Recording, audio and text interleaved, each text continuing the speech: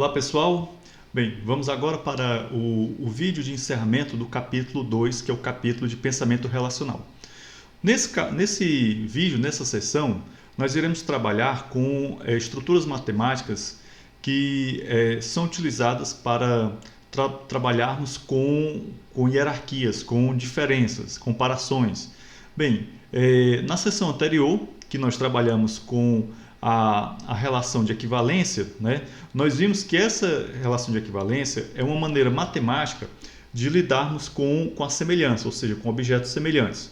Bom, mas aí a gente sabe que na vida não há somente objetos que são iguais, nós também precisamos lidar com objetos diferentes, com hierarquias, e dessa maneira nós precisamos de uma estrutura matemática que nos proporcione maneiras de modelar essa hierarquia, modelar essas diferenças. Bem, e é isso que nós vamos tratar nesse nosso vídeo agora. Bom, qual é o nome da estrutura matemática que nós vamos trabalhar? Inicialmente, nós vamos trabalhar com a chamada ordem parcial.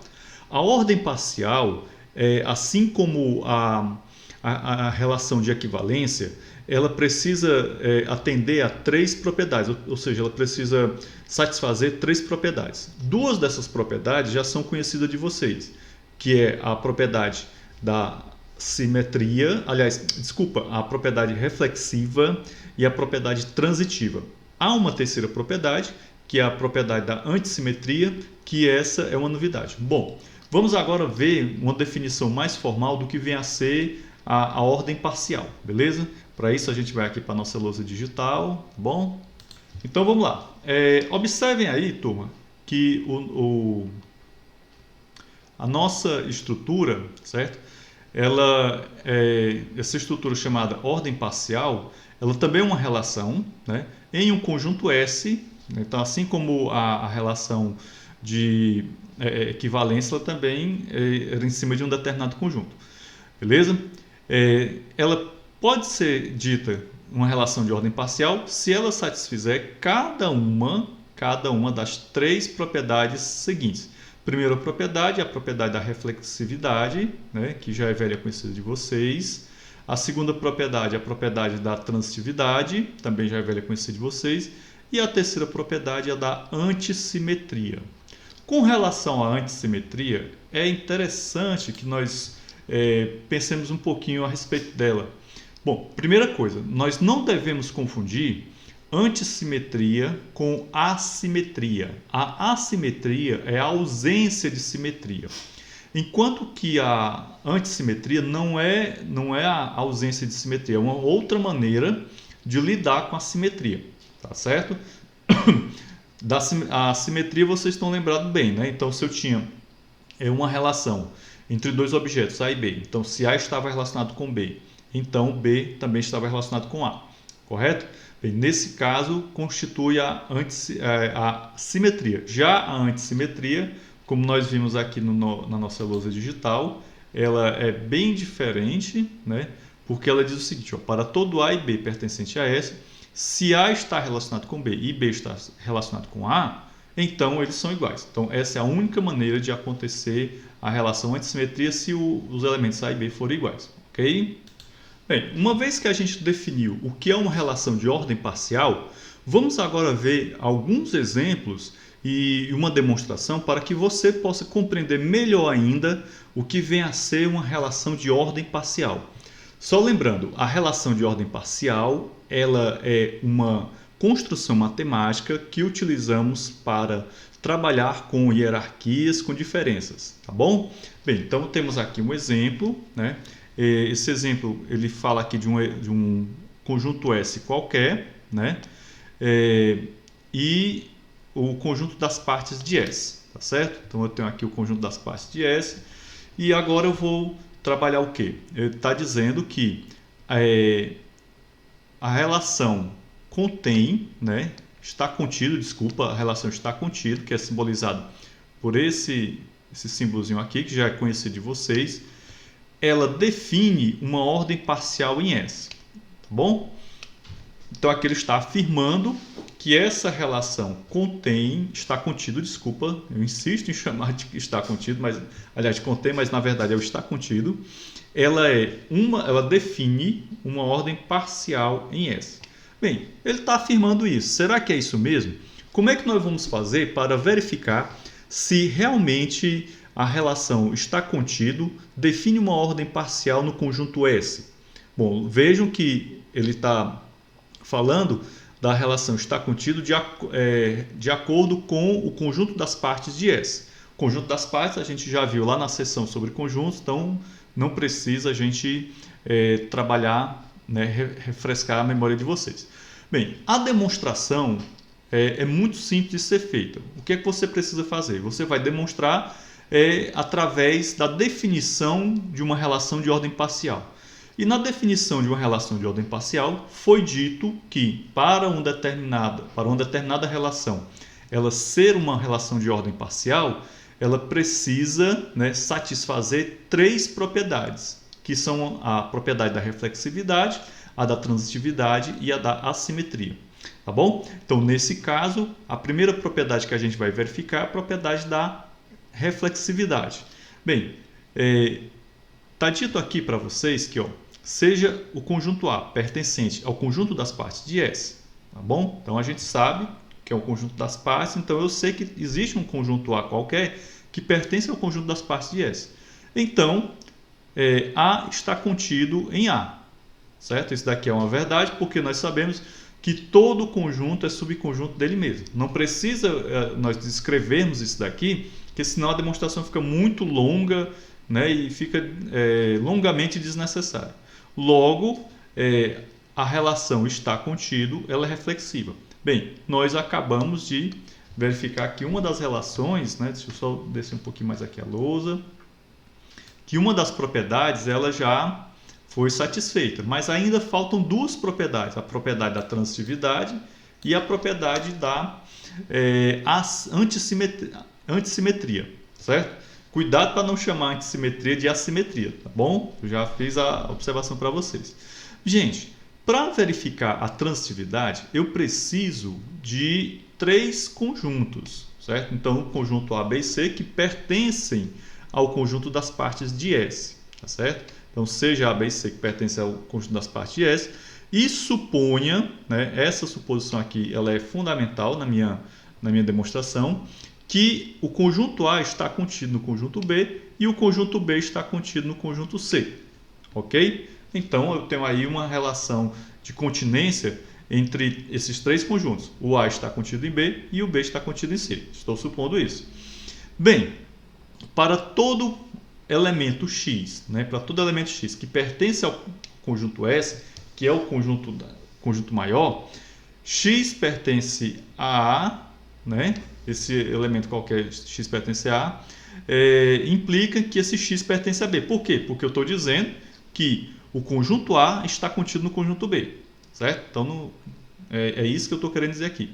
E se esse X pertence ao conjunto B e o conjunto B está contido no C, então essa implicação aqui também ela é verdadeira, certo?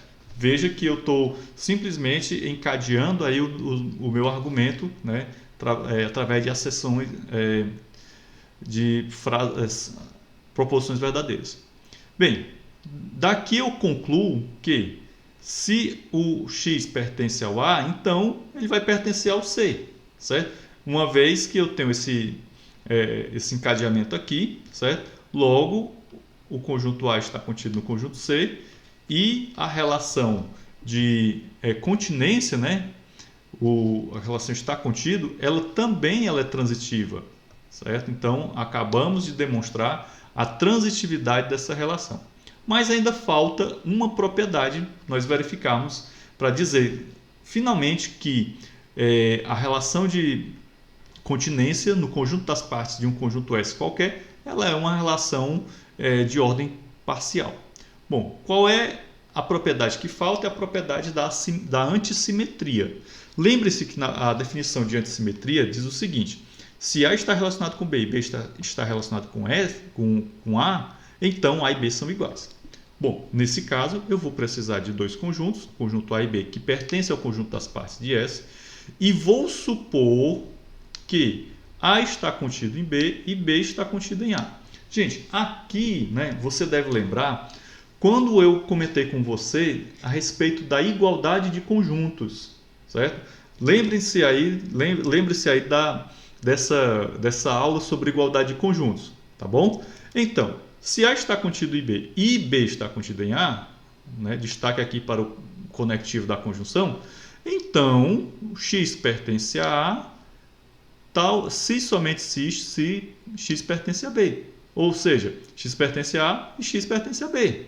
Tá certo? Afinal de contas, A está contido em B e B está contido em A. Logo, a relação de continência ela é antissimétrica. Por quê?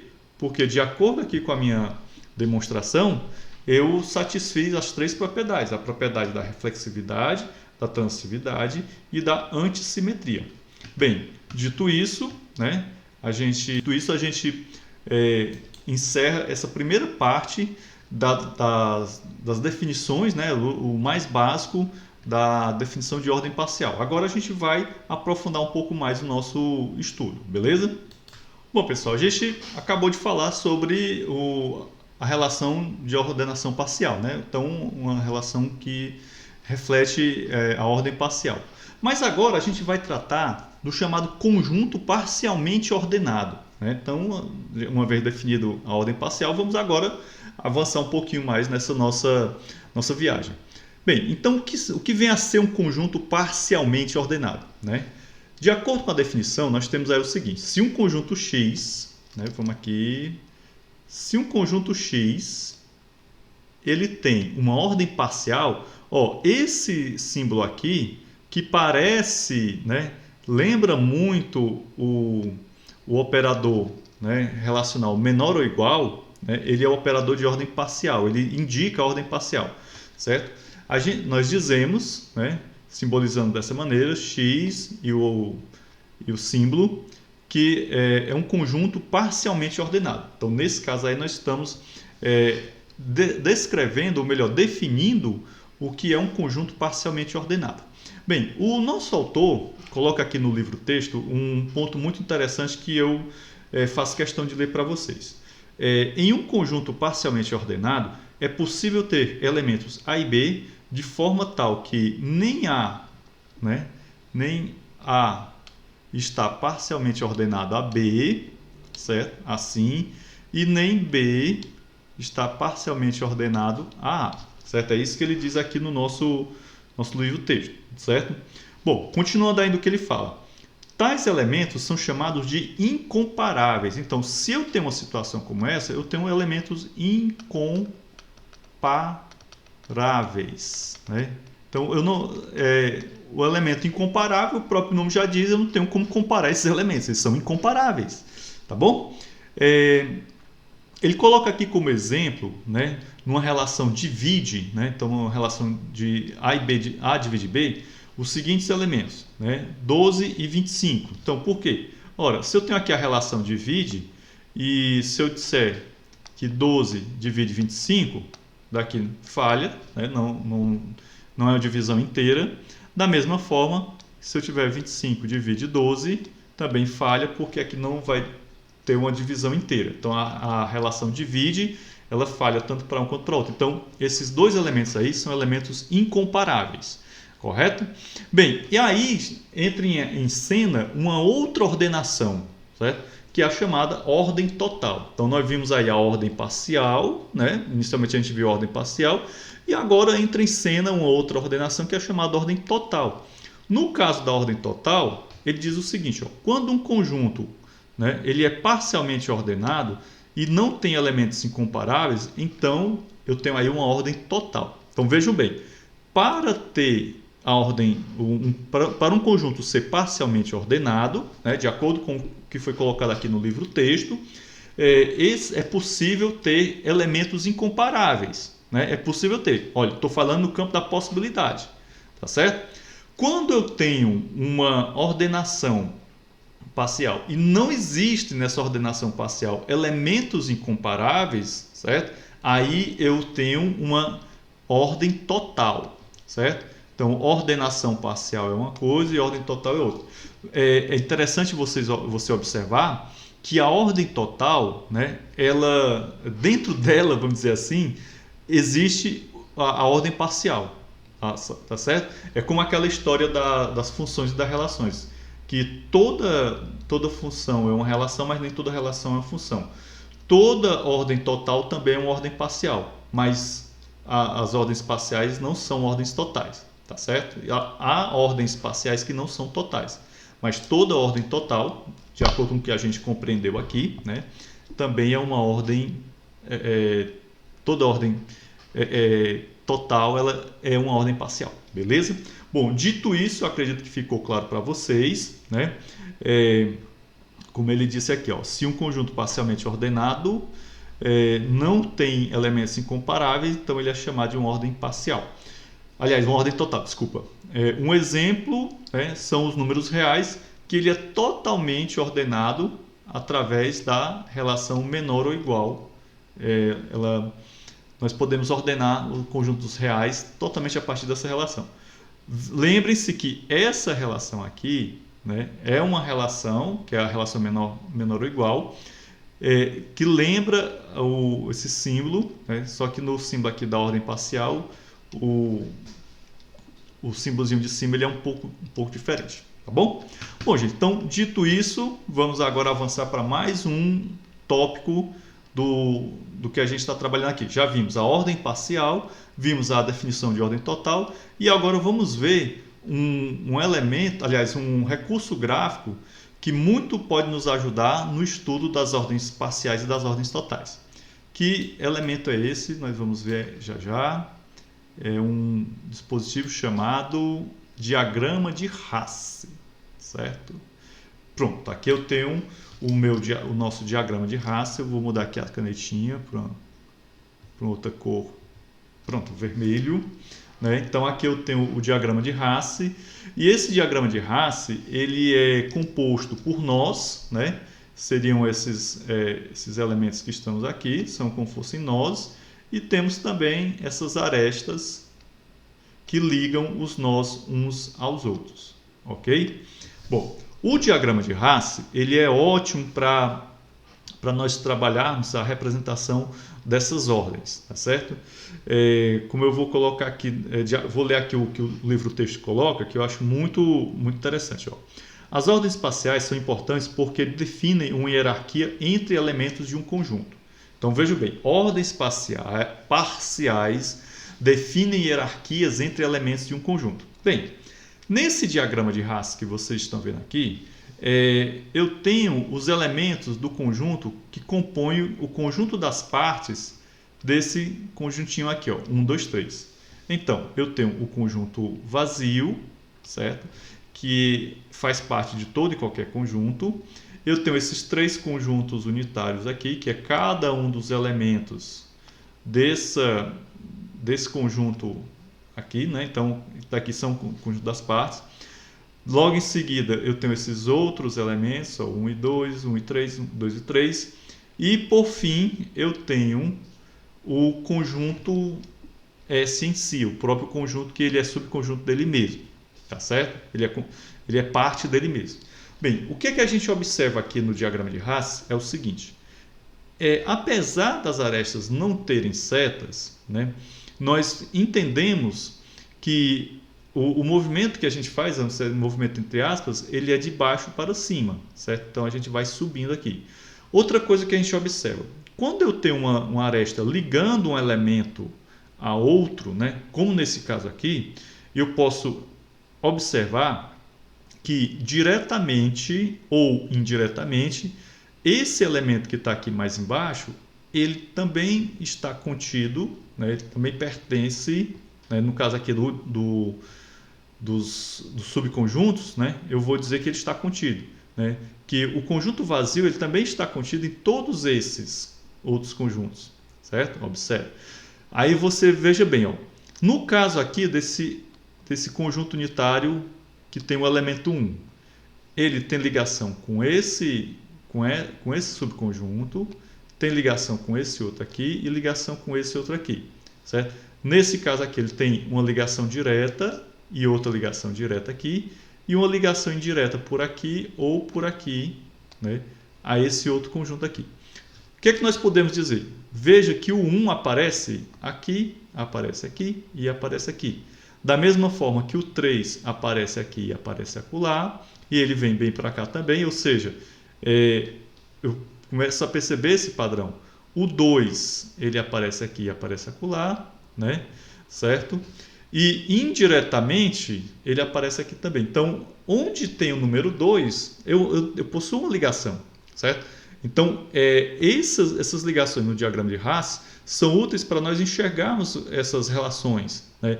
Então, aí nós temos claramente uma relação de hierarquia entre o conjunto vazio e todos os demais conjuntos que compõem o conjunto das partes de um conjunto S qualquer. E também você observa que no topo dessa hierarquia está o próprio conjunto S, tá bom? Então, é uma maneira bastante intuitiva, bastante fácil de você enxergar uma relação de ordem parcial, através do diagrama de Hasse, tá certo? Bem, nós temos aqui um outro exemplo, né? Vamos aqui para um outro exemplo, aí fica interessante a gente comentar. Nesse outro exemplo, deixa eu parar aqui, senão a minha telinha cobre tudo.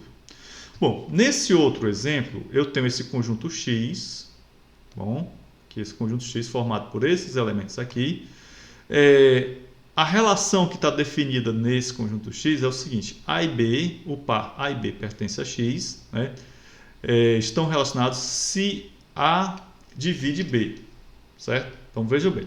Então nesse caso aqui eu tenho o 2, ele divide 6, ele divide 4 e ele divide 8 também. Ué, mas por que não tem uma aresta ligando o 2 ao 8? Porque não precisa, porque eu tenho aqui uma ligação indireta do 2 com o 8 através do 4. Bom, eu tenho aqui o 6. O único elemento que o 6 é dividido é pelo 3. Aliás, o 6 e o 2, né? O 6 é dividido tanto por 2 quanto pelo 3. Então, ele satisfaz essa relação aqui. Correto? Bom, o 3 não está ligado ao 2, não está ligado ao 4, não está ligado ao 8, justamente porque o 3 não divide nenhum deles, né? Nenhum deles é divisível por 3. Tá certo? Bem, então aí nós vimos dois exemplos da utilização do diagrama de Hasse. Tá? Nos exercícios vocês vão ver outros exemplos e é muito interessante. Bem, ainda falando de diagrama de Hasse, né? Nós observamos aqui o seguinte: nessa hierarquia, certo? Nós podemos ter elementos mínimos ou um elemento mínimo, né? Ou seja, aquele elemento que está na base da hierarquia, ou aqueles elementos que estão na base da hierarquia e elementos que estão lá no topo, tá bom? Então aqui, ó, aqui é um elemento máximo, aqui é um elemento mínimo, e nesse outro exemplo, vamos lá, eu tenho dois elementos mínimos, que é o 2 e o 3, e tenho um elemento máximo, que é o 8. Bom, esses elementos que são mínimos e máximos, eles recebem um nome específico, né? Que nome específico é esse? É justamente isso aqui, ó. Então, eu vou chamar de minimal, certo? Aqui, ó, minimal. Há um elemento M qualquer que pertence ao conjunto X, né? Se não existe, né, aqui a quantificação existencial negada, nenhum X pertencente ao conjunto X, ou seja, nenhum elemento pertencente ao conjunto X, diferente de M, tal que o X está parcialmente ordenado ao M, certo? Lembre-se que essa ordenação aqui parcial, ela tem uma estreita relação com o menor ou igual quando você está comparando com números, tá certo? Bem, então vamos voltar aqui aos nossos diagramas de Hasse e identificar nossos elementos minimal. Então eu tenho aqui o 2 e o 3, eles satisfazem, né, o que foi definido aqui na definição de minimal, e o conjunto vazio também satisfaz aquele que a gente definiu, certo? Ou seja, não existe ninguém abaixo dele. Assim como existe o minimal, existe o maximal, como a gente suspeitou, e é definido da seguinte maneira: o elemento M pertence ao conjunto X, ele é maximal se não existe da mesma forma, nenhum x pertencente ao conjunto x diferente de M, tal que M é parcialmente ordenado a x. Olha, no elemento mínimo era o x que era parcialmente ordenado ao M, aqui é o M que é parcialmente ordenado ao x. Em outras palavras, o que eu estou querendo dizer é o seguinte, é que eu tenho elementos que estão lá no topo do diagrama, esses elementos são os elementos maximais, certo? Nesse caso aqui o conjunto 1, 2, 3, nesse outro caso aqui o elemento 8. Tranquilo? Bom, gente, então, dito isso, nós já estamos começando a nos aproximar dos finalmente desse nosso assunto. Espero que vocês estejam compreendendo bem e que daqui a pouco a gente já está caminhando para os finalmente, tá bom? Bom, pessoal, vamos agora para mais um ponto aqui do nosso estudo. Nós vamos falar sobre a chamada ordenação topológica. Bem, o que a gente já viu até agora, a gente pode concluir o seguinte, que as ordenações parciais elas são muito úteis para descrever relacionamentos entre partes de um processo complexo, né? Como, por exemplo, uma montagem industrial. Então, através de uma ordenação parcial, você pode mapear, você pode descrever um processo bem complexo, né? Ou seja, se algum processo consiste em um conjunto finito um conjunto finito T de tarefas, né? E algumas dessas tarefas dependem de outras para serem feitas, como por exemplo, quando você vai se calçar, né? Você vai calçar um sapato, em tese você primeiro coloca a meia, depois coloca o sapato. Ninguém faz ao contrário, né? Então você vê aí uma sequência, correto? Então, se x e y pertencem ao conjunto T de tarefas, são duas dessas tarefas, então a gente pode colocar como essas tarefas ordenadas parcialmente, tá certo? Ou seja, o x deve ser feito antes do y, então isso é uma ordenação parcial, tá bom? Bom, na maioria das aplicações do mundo real, no entanto, não será um conjunto totalmente ordenado, tá certo? Então, muitas aplicações do mundo real não consistirão em ordenações parciais. Isso acontece por quê? Porque algumas etapas do processo não dependem de outras, né? Ou seja, vamos voltar aqui o exemplo de você estar... vamos voltar aqui, deixa eu aparecer aqui que fica melhor. Então, vamos voltar aqui para o exemplo do ato de se vestir. Quando você vai se calçar, você primeiro calça as meias e depois calça o sapato, certo? Então aí eu tenho uma ordenação parcial. Mas existem tarefas nesse ato que não podem ser executadas em qualquer momento, como por exemplo você colocar o seu relógio de pulso. Então não depende de você vestir uma determinada peça para poder colocar o relógio de pulso. Pronto. Em cima disso daí, desse tipo de situação, que a gente vai começar a estudar um outro objeto interessante aqui das relações, que é a chamada ordenação topológica, certo? Então vamos aqui para a nossa lousa, né? Ordenação topológica, e nós vamos começar vendo um exemplo, tá certo? Então vamos lá. Bem, qual é a utilidade da ordenação topológica? Veja bem, ó, se a gente precisa montar um cronograma, né, no qual todas as tarefas, nesse conjunto T de tarefas, são feitas em alguma ordem sequencial, então nós precisamos criar uma ordenação total em T. Em algum momento precisamos apenas decidir sobre a ordem que iremos nos vestir a roupa, né? Por exemplo, caso. Além disso, uma ordenação total deverá ser compatível com a ordenação parcial. Lembre-se disso. Em outras palavras, precisamos de uma ordenação total, né? Tal que uma determinada tarefa X aconteça antes da tarefa Y, para todo x e y pertencente ao T. Então, essa técnica de encontrar essa ordenação total é o que nós chamamos de ordenação topológica, tá bom? Então, o que é que a ordenação topológica consiste? Né? Ela consiste envolve fazer uma lista ordenada de todas as tarefas. Então, a ordenação topológica é nada mais, nada menos do que uma lista ordenada de tarefas. Bem, vamos aqui o nosso exemplo, certo? E entender aqui bem rapidinho do que é que ele se trata. Um determinado estudante, ele quer concluir algumas disciplinas do curso de Ciência da Computação, né, que tem pré-requisito. Bem, como é que a gente vai montar essa lista? Essa lista, que nós chamamos de ordenação topológica, ela vai ser feita da seguinte maneira, né? Primeiro, você constrói um diagrama de Hasse, como esse daqui, certo? Você vai construir um diagrama de Hasse e vai verificar qual é ou quais são seus elementos mínimos, né? Minimal ou minimais, certo? Então, nesse nosso exemplo aqui, nós temos apenas um elemento que é a disciplina Cálculo 1.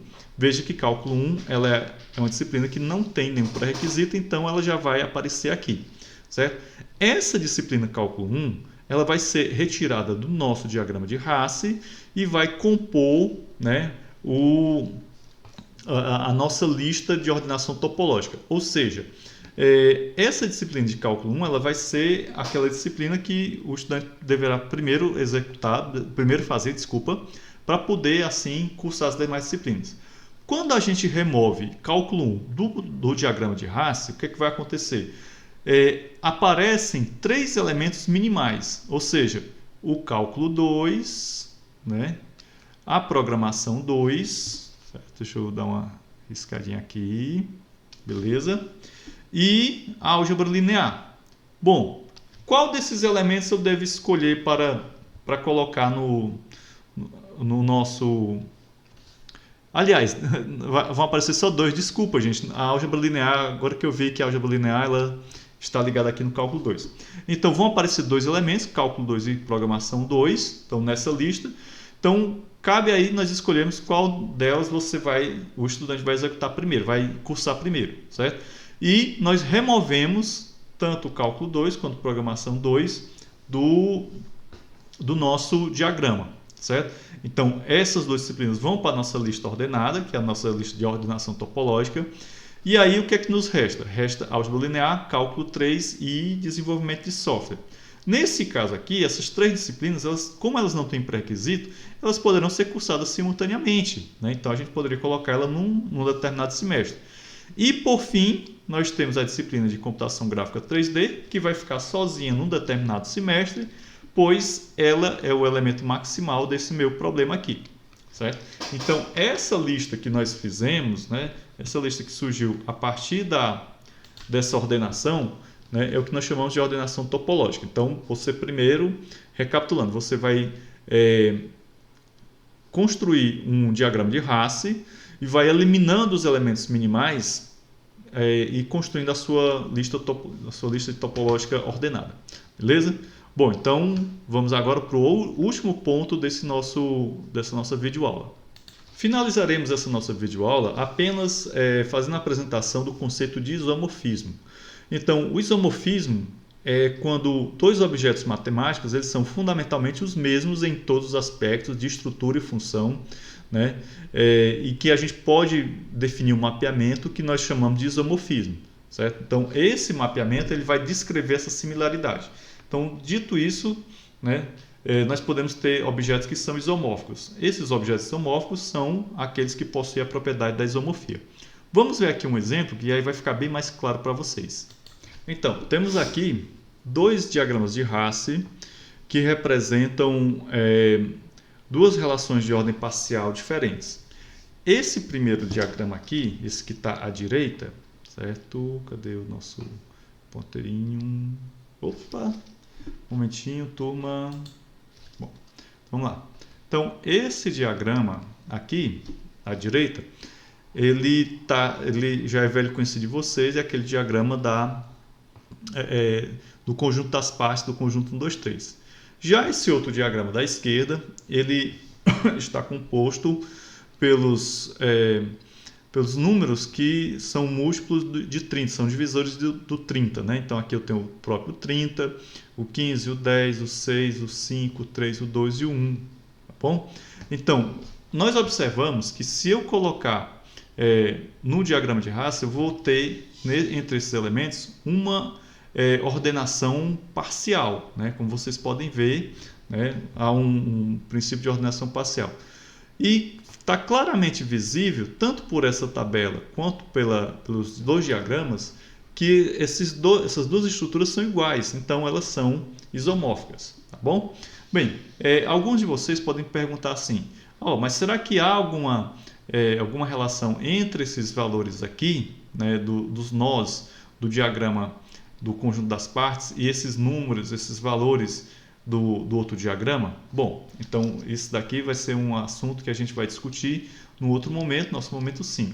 O que eu queria comentar com vocês nesse momento, né, já finalizando, era apresentar essa ideia de isomorfismo, que são essas estruturas matemáticas que possuem a mesma estrutura, as mesmas, como diz aqui as mesmas similaridades, tá certo? Bom, ficamos por aqui. Com isso, nós encerramos o capítulo 2. O nosso próximo capítulo a ser estudado vai ser o capítulo 3, no qual nós falamos do pensamento recursivo. A recursividade é um dos pontos primordiais, né, dentro do estudo da matemática. Aliás, é um ponto muito importante, né, e também é muito interessante para quem estuda programação, né? Então, muito provavelmente você já viu em alguma disciplina ligada à programação a chamada programação recursiva, certo? Beleza? Então, até o próximo vídeo e ficamos por aqui. Até mais!